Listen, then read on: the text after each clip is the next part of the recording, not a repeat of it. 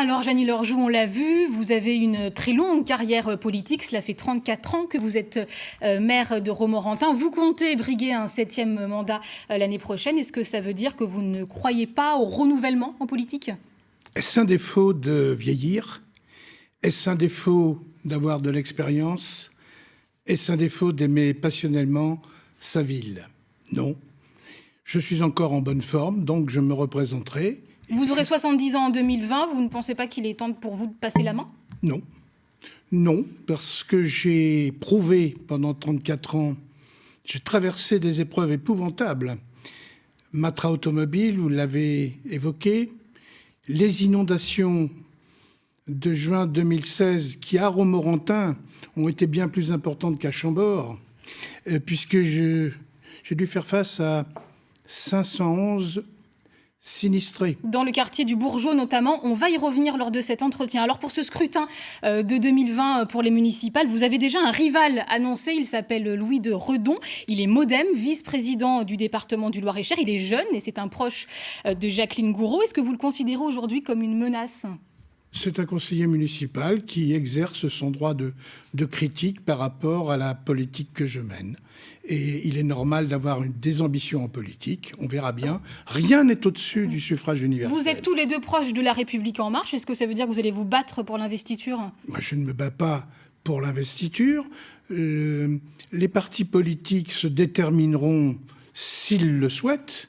Moi, je me détermine par rapport à ma ville. Et je fais confiance aux Romorantinaises et aux Romorantinais pour me renouveler leur confiance. Alors, Jeannie Lorjou, je vous propose de regarder à présent cette infographie. Ce sont les résultats des élections européennes dans votre commune de Romorantin. Ils ressemblent aux résultats nationaux, avec tout de même un score très élevé du Rassemblement national, 28,2%. Ça vous inquiète ? Non, parce que depuis toujours, la Sologne, et particulièrement Romorantin, concentre des problématiques très lourdes.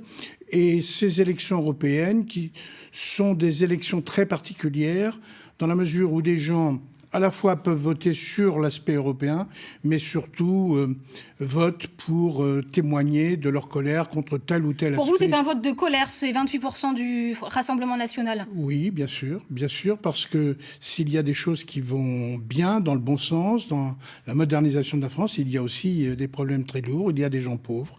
Je n'oublie pas d'où je viens. Et par conséquent, il est normal que le peuple s'exprime dans son foisonnement. Alors, Jeannie Lorjou, justement, il y a 4 mois, votre ville faisait la une d'un grand quotidien national, aujourd'hui en France, qui titrait « À Romorantin, on vit comme des gueux ». Le reportage mettait en exergue le sentiment d'abandon des habitants, notamment depuis la fermeture de Matra. Vous le ressentez, vous, ce sentiment d'abandon ? C'est le journaliste qui est un gueux, qui a écrit n'importe quoi sur ma ville. Il ne la connaît pas, manifestement. Il a dû soit être instrumentalisé, mais lorsqu'on connaît Romorantin-Lanthenay, eh bien, on n'écrit pas de telles insanités. Est-ce que vous ressentez ce sentiment justement de clivage qui peut exister dans des villes comme la vôtre et entre Paris et ce qu'on peut dire la province, les régions en tout cas ? Notre Sologne et notre ville subissent les mêmes problèmes que les autres départements, les autres terroirs. Il y a un problème structurel, mais qui dépasse de loin le problème de ma ville. C'est un problème de politique générale. Et de ce point de vue-là, on sait bien qu'il y a une évolution sociologique qui fait qu'en 1914, il y avait 80% des gens qui vivaient à la campagne et 20% à la ville, et qu'aujourd'hui, c'est l'inverse. Il est temps, effectivement... Est-ce que justement, il y a une responsabilité des politiques dans cette fracture territoriale ? Indubitablement. Quand il y a des problèmes, c'est qu'on porte tous une responsabilité collective. Alors justement, Romorantin fait partie, je crois, du plan Action au cœur de ville voulu par le gouvernement, un plan de financement pour redynamiser le centre-ville. Concrètement, qu'est-ce que vous allez faire de cet argent donné par l'État ? Alors d'abord, il s'agit de crédits additionnels et préférentiels qui vont nous permettre de mettre en œuvre une politique de redynamisation du centre-ville, achat de commerce, réinstallation, réhabilitation. Également, nous allons réhabiliter des friches industrielles, mais qui étaient encore dans le tissu de la ville. C'est une aide très appréciable et qui montre que et qui montre que dans nos petites villes, nous pouvons créer des usines. Dans une ville notamment qui a été touchée par les inondations, on le disait tout à l'heure. Tout à fait. Nous avons accompagné pendant une dizaine d'années un projet grandiose avec la région qui s'appelle l'usine Caillot, qui est maintenant flambant neuve, et dans lequel nous avons les uns les autres tous unis, au-delà des partis politiques, mais pour le bien-être des nôtres, c'est-à-dire pour fournir des emplois à nos enfants.